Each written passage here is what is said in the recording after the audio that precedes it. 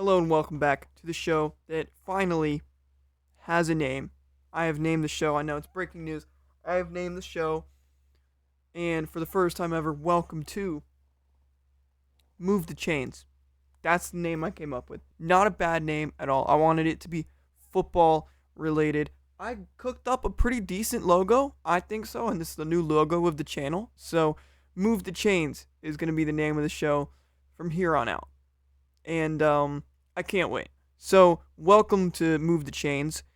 In today's episode, I'm going to be talking mainly about the divisional round of the NFL playoffs, which starts in about an hour of the time I'm recording this video currently. So, I'm trying to get this posted before the games actually start so that no one can say I was cheating. But we're going to start off with the Buffalo Bills versus the Denver Broncos. We're going to go game by game, starting with the first one. So, Bills versus Broncos. This is honestly probably my favorite game of the weekend. The potential Broncos revenge game versus Buffalo, who blew them out last year in the playoffs. So you have that chance for there to be revenge, especially since they're in Denver now.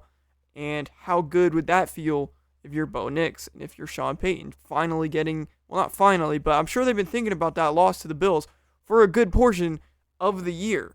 And now you get a chance to go out there and prove that you can beat him again. It's the best. It's honestly the best thing the Broncos could have asked for. If they had played Jacksonville, it still would have been a revenge game, but a regular season loss earlier in the year. So if I was Denver, I'd much rather want the revenge game from the playoff blowout from last year.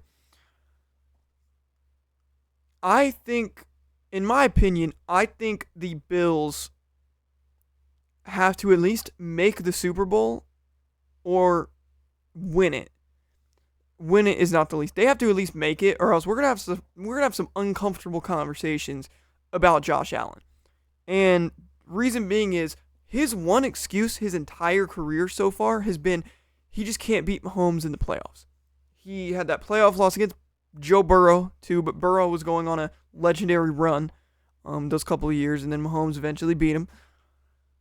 But Allen's one thing is, if Mahomes is in the playoffs, he can't win. You know, his kryptonite has been Patrick Mahomes. And now, you don't have Patrick Mahomes. So what is his excuse if he can't win now? There's no excuse for it. He has one of the better defenses in the league, the best rushing attack in the NFL. It's all on Josh Allen to go out there and take his team to the Super Bowl. And if we can't do it, I'm just saying there's going to be some conversations about if he should be in that elite tier of NFL quarterbacks. Because Lamar, same thing. And, except for 2019, I guess not every time Josh Allen. Lamar's not really the same. That's not really a fair comparison because he has lost to Allen and to Tennessee in 2019 when they were the 1 seed, and to Mahomes in the AFC Championship 2 years ago. So that's not really the same level. We already kind of know Lamar doesn't get it done in the playoffs. And then Allen, kind of the same thing, but we've always just said it's always just been protected by he just can't beat Mahomes. Mahomes is his kryptonite. This is his chance. This is his best chance in his entire career to go to the Super Bowl, and he has to do it. Or else there are going to be some uncomfortable conversations. But as far as the defensive and offensive stats go for both of these teams, they're very, very even. Denver's better defensively, but Buffalo's rush offense is the best in the NFL, as I stated a couple minutes ago. So on paper, it's an even matchup. It kind of leads towards Denver a little bit from what I see. But it also comes down to Bo Nix. Can Bo Nix go out there and beat an elite quarterback? I'm not even talking about playoffs because it's his second year. I'm not sold on it yet. And I don't think I'm wrong for not being sold on it yet. Because his two biggest wins this year were against the Eagles and the Packers. And I'm not putting Hurts and Love up there with the top 10 quarterbacks in the league. Well, not top 10. They're not up there with, when you think of the elite guys. When you think of the elite guys, you think of Mahomes, Allen, Lamar, and Burrow. Right? Those are your top 4. Who's at 5th? I wouldn't put Hurts there right now. I wouldn't put Love there right now. Love has been good, but I wouldn't put Love up there yet. Because he really hasn't won anything either. And, Lamar and Allen have won MVPs. So has Mahomes. Burrow's been to a Super Bowl, so I wouldn't put Love up there, and I wouldn't count that win as like one of those really, really good wins this year. So that's why I'm just not sold on Bo Nix. I love Bo Nix, and you know, I do, and I'm torn because I do want to see Bo Nix go out there and win. I really do, but I also want to see Josh Allen go and win because I love both of these quarterbacks.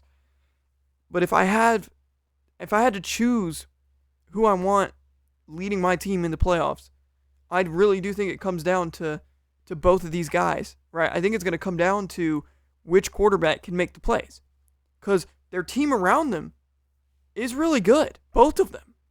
So it really just comes down to them. And my gut feeling is to go with Josh Allen and to go with the Buffalo Bills, and that's what I'm going to be doing. I'm going to be picking the Buffalo Bills to beat the Denver Broncos starting in about an hour. So give me the Buffalo Bills. And then next, you have the Seahawks and 49ers tonight. And I'm pretty sure that game is on NBC. Actually, no, tomorrow night's game is on NBC. This might be the Fox game, if I'm not mistaken. I'm not sure. Seattle as a whole, I like their team as a whole, as a collective. The only thing that worries me is Sam Darnold, because we kind of saw it last year with Sam Darnold. Well, he had a team, and they had a chance, but he just couldn't get it done, and he kind of collapsed in the playoffs. So that's what worries me for Seattle, is that Sam Darnold can't perform in the playoffs, especially with this injury. Like, he's questionable to play. We don't even know if he's going to play yet. As I'm recording this video, I don't know if he's playing yet. Maybe it has been announced, but he's still questionable to play. But the Niners worry me too because it seems like they only rely on McCaffrey and Purdy to go out there and make plays. And I don't know if you can run. At least that's what it seems like to me. Maybe I'm wrong from an outside fan's perspective. That's what it seems like to me. I may be wrong. That's it. Just Purdy and McCaffrey. Can you rely on those two to get you through the playoffs? And that worries me, especially against a really good Seattle defense. So it comes down to me, for me personally, another thing that I'm worried about with the Niners is that defense has been playing really good, and they've been playing really good with an injured defensive lineup. With a bunch of guys that, like, Eric Kendricks is starting at linebacker for him, like a bunch of older guys and some lesser-known guys. So it's crazy that they're playing at that level that we're seeing them play at, and can they keep it up? And against Seattle, I think they can. I think it comes down to the Niners defense making some plays, and I think they do. And I'm going to pick the San Francisco 49ers to beat the Seahawks tonight. I do think they get it done. I don't know how far San Francisco will go, just because of, like I said earlier, about the whole, Purdy and McCaffrey two-man game. We're going to have to see if Shanahan can really cook up something fantastic tonight, because that's what he's going to have to do. They're going to need a better game plan than just throw it to McCaffrey and run it with McCaffrey. So I do like the Niners tonight. I don't know how far they'll go. I don't think they'll make it to the Super Bowl, but give me the 49ers to beat Seattle tonight in an upset victory. And I do have both of the number 1 seeds going down today, which is kind of crazy. And I didn't even realize that when I was picking. I just picked what I thought was going to happen. And that's what I think is going to happen. Tomorrow, Patriots versus Texans. Couple things. Both defenses are elite, but Houston's defense is the best defense in the NFL. I know that firsthand, being a Steeler fan. I saw the massacre that took place in that fourth quarter in Pittsburgh. They single-handedly sent Aaron Rodgers into a retirement home. So the Texans have the best defense in the league, and you know what defense means in the playoffs. However, the Patriots also have a really good defense too. A little worse than the Texans, not as good as the Texans, but they still got a scrappy defense, led by Robert Spillane, who I wish the Steelers had held on to, because he's good, and we all knew he was good. And he made that legendary play where he stopped Derrick Henry in the hole when we were at Tennessee on our undefeated run. I'm pretty sure that was the season. Anyways, I'm getting off track. CJ Stroud didn't play good against Pittsburgh, and Drake May didn't play good against the Chargers. Neither of those quarterbacks had a good wildcard weekend at all. They relied on their defense to get it done, which they did. So it's going to come down, again, which quarterback is going to have that bounce back game. I don't think May's ready. I'm sorry. I love Drake May. I do. I think he is in the MVP conversation. I do think Stafford is above him. But I can't. I'm not sold. I'm not sold on him yet. If he wins today, I will be. If he goes out there and performs and beats the best defense in the league, I will take my words back. But seeing as it stands now, I do think that Stroud will get it done. I do. And I think the Texans it'll be a slow game. It'll be a grinded out game. Maybe a defensive score for both teams. But in the end, I like the Texans offense to get things going against that Pats defense, as opposed to the Patriots offense versus the Texans defense. So give me the Texans to win and to go face Buffalo in the AFC Championship game. And then on Sunday night, I'm pretty sure this is the NBC game because it wouldn't make sense to have the NBC game on Saturday night. We have the Bears versus the Rams. I did see something that it was going to be like 0 degrees, feel like 0 degrees in that game, which is insanity. And I'd be worried about that because I don't know if any of those offenses are going to be able to move well in that game. I also saw a thing, maybe I got sent-held, but just like the NFL version, I did see that Stafford might be wearing scuba diving gear during the game.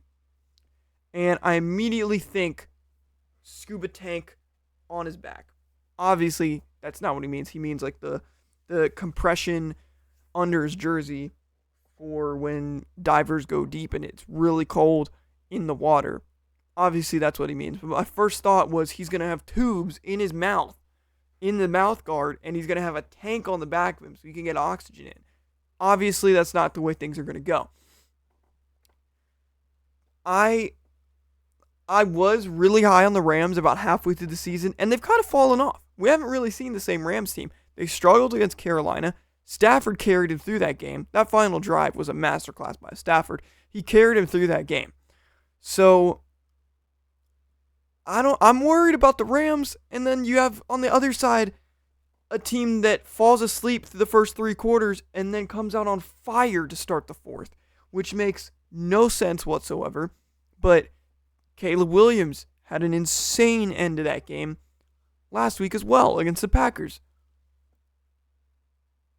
I don't know. I do not know. I want to pick the Rams so bad just because Chris Shula may be the Steelers or Neilhouse or whatever, Schneelhouse. I don't know what his name is. My bad. I'll learn it if he becomes the head coach of the Steelers. I want to root for them so bad. I really, really do. But I think Caleb Williams is going to play superhero again. And I think the Bears are going to get it done. And I think it's going to be Bears versus Niners in the NFC Championship and Bills versus Texans in the AFC Championship. And I'd be fine with either of those teams going to the Super Bowl. I would prefer Bears-Bills. I said that at the end of Wild Card Weekend. I said that's who I think is going to make it. Spoiler alert. Imagine they both get eliminated this weekend. That'd be really funny. And that would be just like me to predict that like a week ago and just for it to be completely wrong. So, yeah, those are my predictions. They are, I think they're really good. If you think they're really bad, it's probably because they are. So, thank you guys for watching another episode. Tell me how you feel about the name. I do like the name idea. Move the Chains. I like it. It's growing on me, and I like the logo work that I did personally. So, let me know what you guys think in the comments. Have a great weekend of football. Oh, hold on. Hold the phone. Did I predict the Indiana-Miami game? I did. I did that last Friday. Okay. I was just making sure. I did predict that game last weekend when that matchup was set. And I do have that short up on TikTok. So, yeah, I did pick Indiana over Miami in a blowout. That was my prediction. Spoilers if you hadn't seen that video, but it's also been out for a week, so I don't really know if you can call spoilers for that one. Anyways, enjoy a great weekend of football. It should be cinema. I can't wait to watch it. Have a good one. I will see you guys on Tuesday with a reaction to the national championship and the divisional round.